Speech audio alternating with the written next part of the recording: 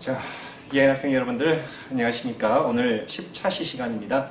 10차시 시간에 오늘은 내용이 그렇게 많지는 않고요. 여러분들 계약이 2주 뒤에 계약을 한다고 했는데 또다시 계약이 어떻게 될지 또 이태원 클럽 문제 때문에 어떻게 될지 또 미궁에 빠졌네요. 일주일 더 연장이 될지 어떨지 좀 더 지켜봐야 알 것 같습니다. 우리는 그런데 신경 쓰지 말고 평상시에 했던 것처럼 자기 주도 학습을 열심히 꾸준하게 해주시면 될 것 같습니다. 어느덧 10차시입니다.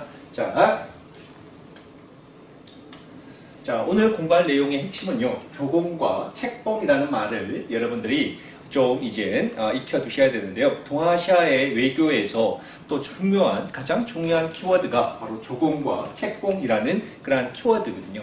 자, 이 키워드가 오늘 수업하는 데 있어서 가장 중요한 그러한 키워드입니다. 반드시 좀 기억하시면 좋을 것 같습니다.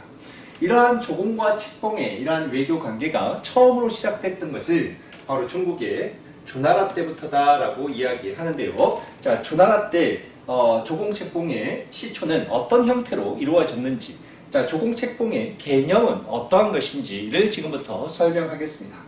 자, 주나라는요, 선생님이 전번에도 얘기했지만 주나라에 굉장히 중요한 그러한 제도가 있었는데, 주나라는 중앙 집권적인 그러한 정치가 아니었고요, 지방 분권적인 그런 봉건 제도가 실시되었던 나라가 바로 주나라였잖아요. 근데 이 주나라의 봉건 제도는 서양의 봉건 제도와 달리 뭐에 입각한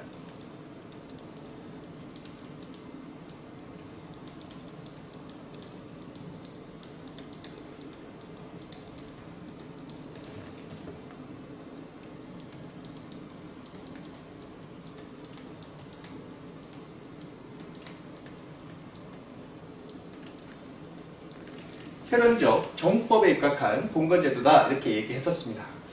자, 주나라 왕과 이 제후 간의 혈연적인 관계에 놓여 있다, 이런 얘기이지요. 그렇죠? 왕과 제후 간의 혈연적 관계에 있는 이러한 봉건제도다라고 이야기했었고요. 이러한 봉건제도는요, 이 왕이 제후에게 뭘 주는 거예요? 관직도 주고 자귀도 주고요. 또 그 영토를 지배하는 것을 인정하는 이러한 것을 우리가 뭐라고 얘기했냐면요, 책봉이라고 이야기해요. 자, 주나라 왕이 제후에게 관직과 영토, 그쵸? 관직과 영토를 지급하는 거죠. 지급하고 그 지배를 인정하는 것을 우리가 책봉이라고 얘기하고, 이 제후는 이러한 주왕의 책봉에 대해 반해서 자, 뭘 해야 하냐면요, 이런 의무가 있어요. 왕에게 정기적으로, 주기적으로 예물과 특산물을 바쳐야 하는 그러한 의무가 있는데, 이것을 우리가 뭐라 불러요? 조공이라고 이야기합니다. 그래서 이와 같이 주나라 왕과 제후 사이에는 조공과 책봉의 관계가 있었다라고 이야기하고 있습니다.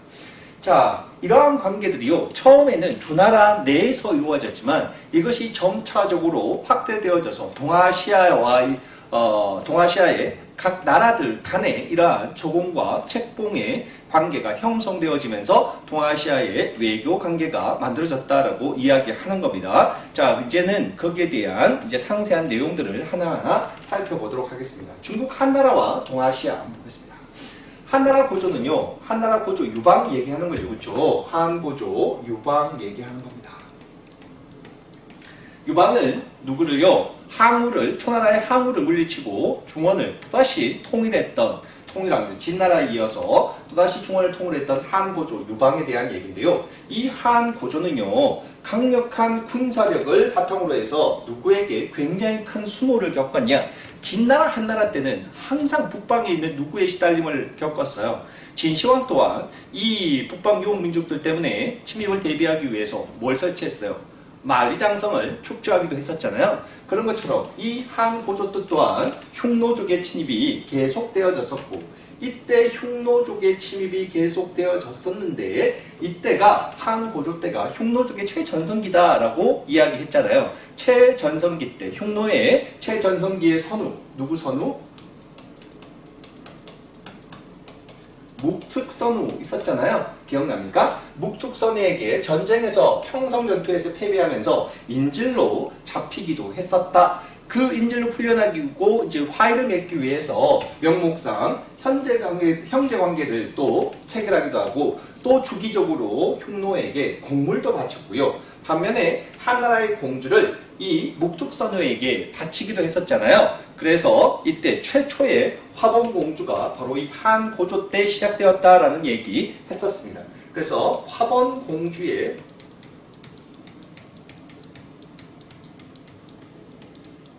시초가 되었던 것도 바로 이 한고조 때에 흉노에게 공주를 보냈던 그 공주가 화본공주의 시초였다라고 이야기했었습니다. 자, 다음 페이지 넘어가 볼게요. 자, 이러던 것이 우리가 한나라 때 전한 때 최고의 전성기 한무제 때 얘기입니다. 또 한무제가 또 나오죠. 한무제는 중요하다라고 얘기했었고요. 한무제 때가 되면 강력한 군사력과 화의관으로 주변국과 조공과 책봉의 관계가 체결되어졌다. 화의관이라고 하는 건 뭐냐면요. 이 모든 전 세계에 있는 민족들 중에서 중국의 한족이 이 세계의 중심이다라고 얘기하는 것이죠. 그렇죠? 그래서 중국 중심의 세계관, 이것을 우리가 흔히 화의관이라고 이야기하거든요. 자, 그래서 강력한 군사력과 중국 중심의 세계관이 화의관을 중심으로 해서 주변에 있는 동아시아 주변에 있는 나라들과 책봉, 조공의 관계가 형성되어졌습니다. 한무제 때는요, 엄청나게 이제 국력이 성장하게 되고 군사력 또한 굉장히 강화되어져 가면서 흉노족을 북방으로 축출했습니다. 자, 거기에 앞장섰던 장군이 곽거병이라고 얘기했었죠. 곽거병 장군을 시켜서 흉노족을 북으로 축출하는 데 성공을 했습니다. 자, 반면에 또 중개무역으로 이득을 얻었던 누구요? 위만조선 얘기하는 거죠. 그렇죠? 고조선을 무너뜨리고 한사군을 설치했고요. 또한 자, 조공과 책봉의 관계에 있었지만 황제로 스스로 자처했던 누구요? 베트남 이때 당시에 남비엣이었죠. 남비엣을 무너뜨리고 그 남비엣의 자리다가 한 몇 개의 군을요? 9군, 9개 군을 설치했다. 이때도 한무제 때다라고 이야기했었습니다. 자, 다음에 신나라를 거쳐서 후한 때가 되면요. 이것도 우리가 잠깐 설명했었는데요. 왜 일본의 노구광 때 금도장을 하사했다라고 이야기하는 거죠. 금도장을 하사했다는 얘기는 이 금도장을 하사한다는 의미는 너를 외나라의 왕으로서 인정해 이런 얘기죠. 그렇죠? 자, 그러니까 이것은 곧 뭘 의미하는 거예요? 책봉을 했다라는 것을 의미하고요. 거기에 따라서 이 노구광 또한 이 중국 후한에게 조공을 바치는 책봉과 조공의 관계가 형성되었다는 것을 상징적으로 보여주는 게 바로 이 금도장의 하사입니다. 자, 조공과 책봉의 실제 내용을 좀 보는데요. 요거는 중요하니까 좀 보셔야 할 것 같습니다. 그러니까 우리가 흔히 조공 책봉 간의 관계다 이렇게 얘기하면 굉장히 약한 나라와 강한 나라 간의 주종 관계, 그러니까 굉장히 비굴한 관계, 그리고 좀 약한 자가 강한 나라에게 빌붙어서 그들이 시키는 대로 그냥 막 복종하는 그러한 사대 관계, 이런 식으로 굉장히 나쁘게만 생각할 게 아니라 이 조공책봉의 그러한 관계는 실질적으로 어떠한 관계였는가라는 것을 지금 얘기하는 거거든요. 자, 그래서 이거는요, 여러분들 좀 봐두셔야 되는 중요한 부분이라 선생님이 표시했습니다. 한번 볼게요. 자, 조공책봉 관계를 체결한다고 해서 이 조공을 받는 나라, 책봉을 하는 나라가 직접적으로 그 나라를 지배하는 것은 아니다, 이런 얘기죠. 그렇죠? 그러니까 지배 복종의 그러한 관계에 있는 것은 아니고, 실질적으로 책봉을 하는 나라라고 해서 조공을 바치는 나라에 대해서 정치적으로 간섭하는 것도 아니고, 상하관계, 주종관계도 아니다. 단지 뭐라는 얘기입니까? 외교적인 그러한 동아시아의 외교적인 그런 틀에 불과하다, 이런 얘기를 하고 있는 겁니다. 자, 주변 국가들은 중원의 왕조와 뭘 하기 위해서? 문화적으로, 경제적으로 뭘 하기 위해서요? 교류하기 위한 하나의 통로로서 조공책봉의 관계를 체결한 것이지, 주종 관계가 인 것은 아니다라는 것을 좀 봐두셔야 할 것 같습니다. 문화적인 그런 교류, 경제적인 교류를 위한 하나의 형식적인 틀에 불과하다라는 것을 강조해서 쌤 설명을 드립니다. 자, 우리나라와 일본 같은 경우에는 발달된 중원의 한족들의 문화를 적극적으로 수용하기 위해서 또 경제적인 선진 문물을 받아들이기 위해서 이러한 주종 관계를 형성했는데요. 문화, 기술, 제도 이런 것들을 주로 교류를 했었고요. 그래서 우리나라나 일본 같은 경우에는 중원에 있는 그러한 나라들과 조공, 책봉의 관계를 체결했습니다. 조공도 했고요. 책봉 관계도 체결했다 이런 얘기고요. 반면에 유목 국가들 같은 경우에는 자 얘네들 같은 경우에는 한족에 있는 나라들과 그들의 어떤 문화 이런 것들을 받고 그들의 인정, 왕을 인정해주는 그런 것들은 필요로 하지 않았다는 얘기입니다. 우리가 필요한 것은 뭐예요? 한족, 너희들, 농경민족들과 물자의 교류 이런 것들만 필요한 것이지 너희들의 책봉 따위는 별로 필요치 않아 이런 얘기이죠. 그렇죠? 그래서 유목국가와 이 중원에 있는 그러한 나라들 간에는 주로 물자 교환이 주로 이루어졌을 뿐인 거지. 그래서 유목민과의 뭘 억제하기 위해서 전쟁을 억제할 목적에서 이와 같은 관계가 형성되어졌다. 그러니까 이 얘기는 뭐는 이루어지지 않고 책봉은 이루어지지가 않고 주로 무슨 관계? 조공 관계만 체결이 되어지면서 두 나라 간의 그러한 물자의 교류가 일어났던 것이 바로 유목민족들과 이 한족 간의 조공 책봉 관계였었다라는 것을 좀 여러분들이 봐두셔야 할 것 같습니다. 자, 그러니까 이 조공과 책봉의 관계는 두 나라, 조공을 하는 나라나 책봉을 하는 나라나 두 나라 간에 다 뭐예요? 윈윈인 거죠. 그렇죠? 서로 간의 이득을 위해서 이루어지는 그러한 외교적인 틀에 지나지 않는다. 그래서 실질적으로 이 조공책봉의 관계는요. 실리적인 측면이 굉장히 강했다라는 거죠. 그렇죠? 어느 한 나라에게 일방적으로 불리하고 유리한 게 아니라 두 나라 간의 실리를 추구하기 위한 그러한 외교 관계의 틀이었다라는 것 정도 좀 기억하시면 좋을 것 같습니다. 다음 페이지요. 자. 국제 외교의 다원화 이렇게 되어 있는데요. 한나라 멸망부터 수나라, 당나라 수립 전까지의 그러한 중국의 외교 관계를 한번 볼게요.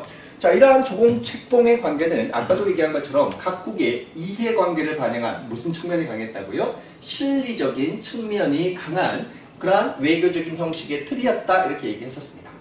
5호부터 볼게요. 5호 16국의 5호 얘기하는 겁니다. 북방 유목민족들은 남조에 있는 동진과 책봉 관계를 맺거나 주변 국가로부터 조공을 받기도 했었습니다. 뭐 이렇게 나오는 거 좀 보시고요. 다음에 고구려 같은 경우에는 이때 당시에 위진 남북조 시대였는데 이때 고구려 같은 경우에는요. 어떤 나라들과 조공 책봉 관계를 체결했냐면요. 좀 특이합니다. 좀 봐두셔야 되는데요. 이 고구려는요. 남조와도 외교 관계를 수립했을 뿐만 아니라 어디와도 북조와도 이 조공 책봉 관계를 수립하면서 이 두 남조 북조 모두 다 외교 관계를 수립했던 이러한 나라가 바로 고구려였었습니다. 반면에 자 백제 같은 경우는요 이때 어느 나라와 조공 책봉 관계를 맺었는데 여기 볼게요. 제양이라고 적혀 있잖아요. 동진, 송, 제, 양, 진이었잖아요. 그쵸? 남조가 동진에서부터 시작해가지고 송, 제, 양, 진 이 나라로 변천되어 갔잖아요. 그 나라 중에 제나라, 양나라와 조공 책봉 관계를 맺었다라고 얘기했었으니까요. 그러니까 당연히 이 나라는 어디와? 남조와 조공 책봉 관계를 체결했구나라는 것을 알 수 있네요. 자, 그리고 또 이 백제는 탐나국으로부터 조공을 받기도 했습니다. 라고 적혀 있고요. 반면에 신라 같은 경우에는요.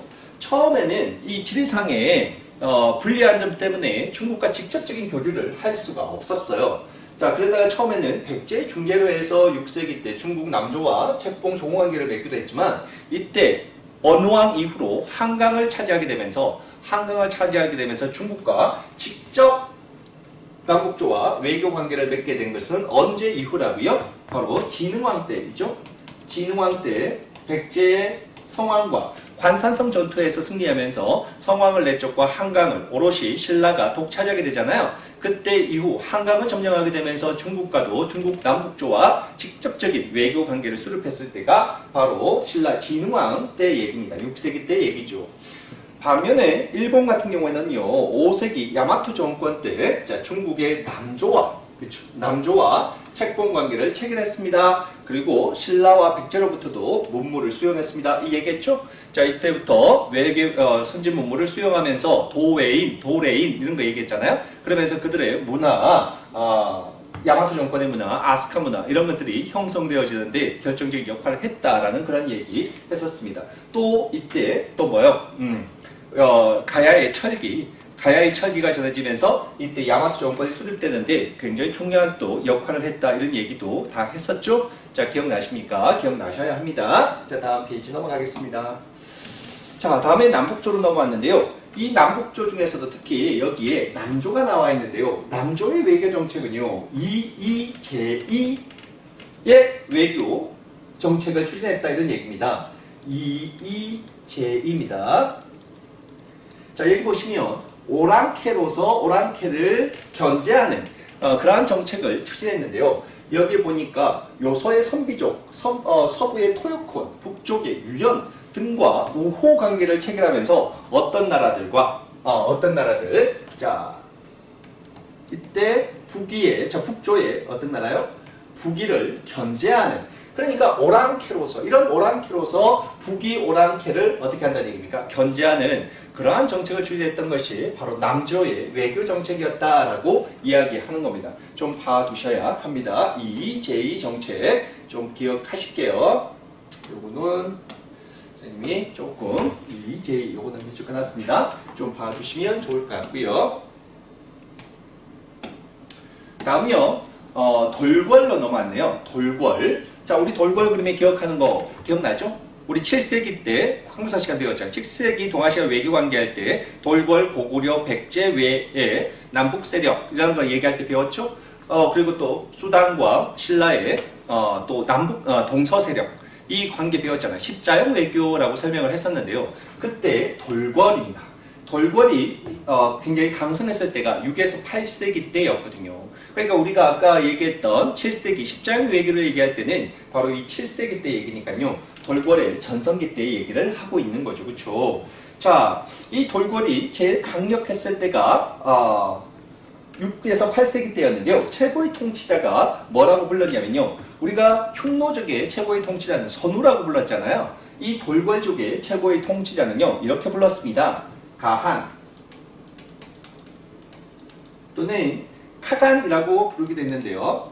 가한 또는 카간이라고 부릅니다. 그래서 가한이라고 부르면 돌궐의 최고 통치자를 이야기하는구나 라고 생각하시면 되겠고요.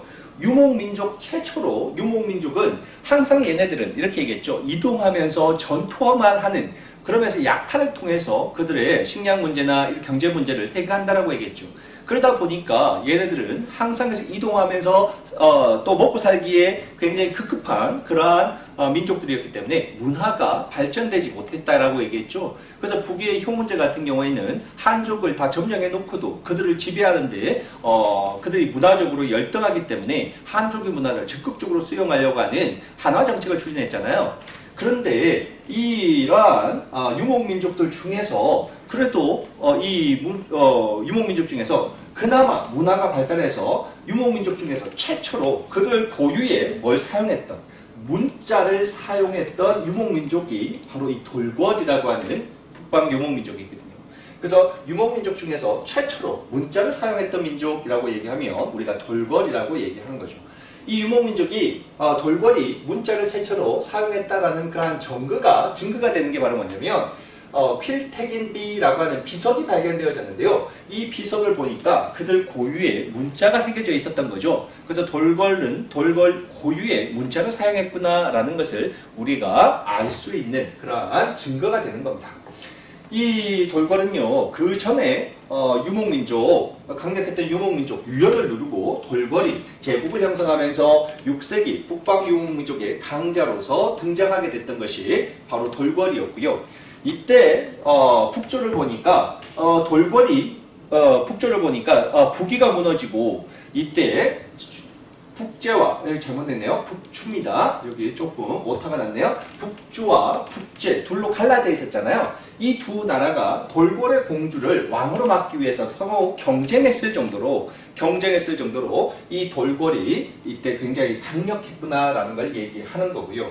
또 심지어는 수나라 때 되니까요. 안희공주, 의성공주를 돌궐의 카간에게 시집을 보내는, 그러니까 이때도 화범공주를 보냈다라는 것을 알 수 있네요. 그렇죠? 돌궐, 수나라에서도 돌궐의 화범공주를 보냈구나라는 것을 우리가 또 여기에 보니까 알 수가 있네요. 카간에게 결혼을 시켰으니까 이것도 화범공주인 거죠. 공주를 보냈구나라는 것을 알 수 있고요.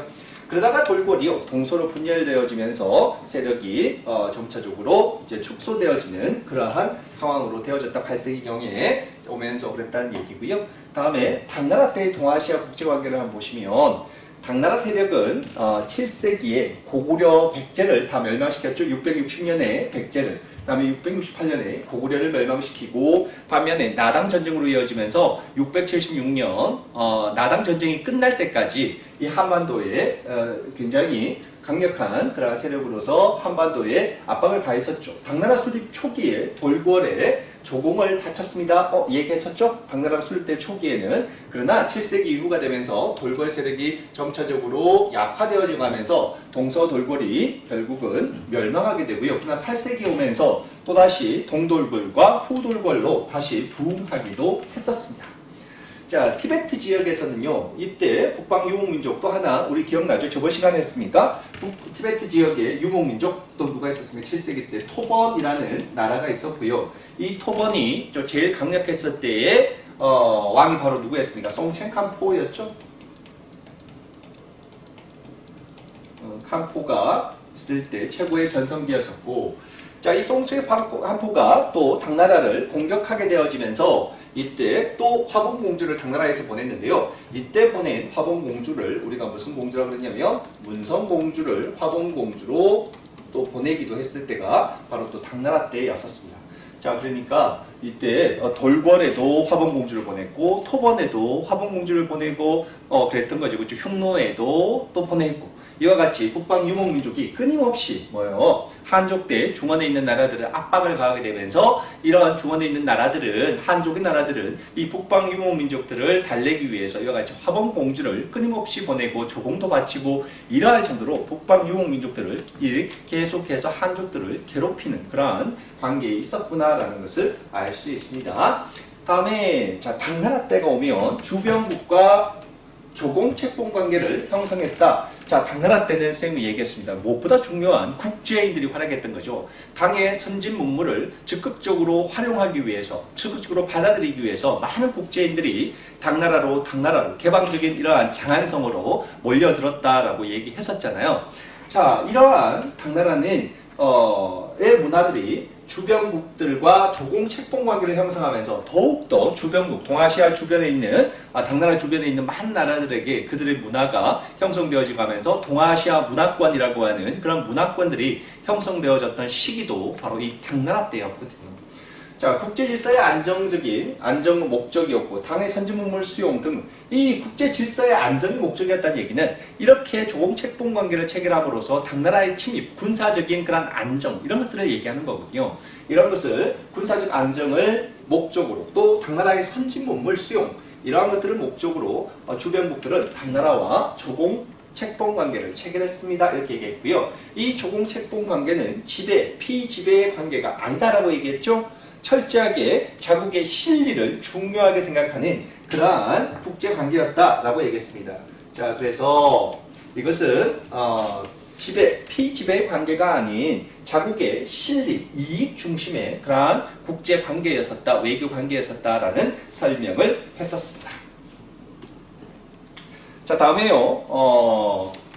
요거 좀 더 보죠. 신라와 당나라 간에, 신라에도 많은 사신들이, 유학생들이 이 당나라로 파견되어졌었죠. 그렇죠? 유학생의 가장 대표적인 국제인, 그러면 여러분 생각나는 사람 누구 있습니까? 바로 최치원 같은 사람도 있었잖아요. 그 다음에 유학생과 해초 같은 사람들이 선생님 정보대 국제인으로서 설명을 했었고요.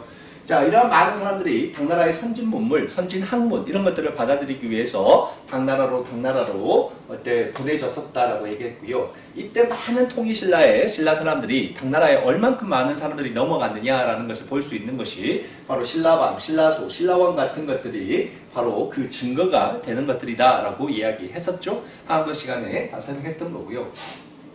발해 또한 일본과 교류가 활발했다라고 얘기했습니다. 발해 같은 나라는요, 고구려를 계승했다는 의식이 굉장히 강했고요. 고구려를 멸망시킨 신라와 그리고 또 이 당나라와의 관계는 굉장히 좋지 못한 그러한 적대적인 관계를 유지했었다라고 얘기했잖아요. 그런데 이 발해가요, 그러다 보니까 신라와 당나라와의 외교 관계를 수립하지 않으면 이미 또 일본마저도 외교 관계가 좋지 못하면 국제적으로 어떻게 되는가요? 고립되어지는 거잖아요. 그래서 국제적인 고립을 피하기 위해서 일본과는 친선 관계를 유지했다라고 이야기했었습니다. 자, 그래서 일본과의 교류는요, 30여 차례 사신을 파견하기도 했었고, 자, 이 발해는 아까도 얘기했습니다. 신라와 당나라와의 관계는 굉장히 적대적이었다라고 얘기했죠. 왜? 그들이 계승했던 고구려를 멸망시킨 나라가 바로 신라와 당이었기 때문에 처음에는 굉장히 적대적인 그러한 관계였었다라고 얘기했었습니다. 그러나 이것이 점차적으로 발해도 시간이 지나면서 계속해서 신라와 당나라와의, 특히 당나라와의 관계가 적대적인 관계를 유지하다 보면 이것은 선진문물을 수용하는데 굉장히 많은 어려움이 있고, 또 항상 당나라와 신라와의 전쟁을 대비해야 되기 때문에 군사적으로도 굉장히 많이 힘든 그런 상황이 되어지겠잖아요. 그러면서 점차적으로 이 발해 문왕 때 이후부터는 점차적으로 신라와 아닙니다. 문왕이 아니고요. 문왕이네요. 문왕 이후부터는 자, 신라와 당나라와의 관계가 친선 관계를 유지하게 되었습니다. 라고 이야기했고요. 자, 그래서 심지어는 이 발해에서는 당의 발해관이라는 것을 만들어서요. 이때 발해 사신들은 당이 발해 사신들의 접대할 목적으로 이때 설치했던 발해관이라는 것이 설치되어질 정도로 두 나라 간의 교류가 굉장히 활발하게 이루어졌구나라는 것을 이야기하고 있는 거고요.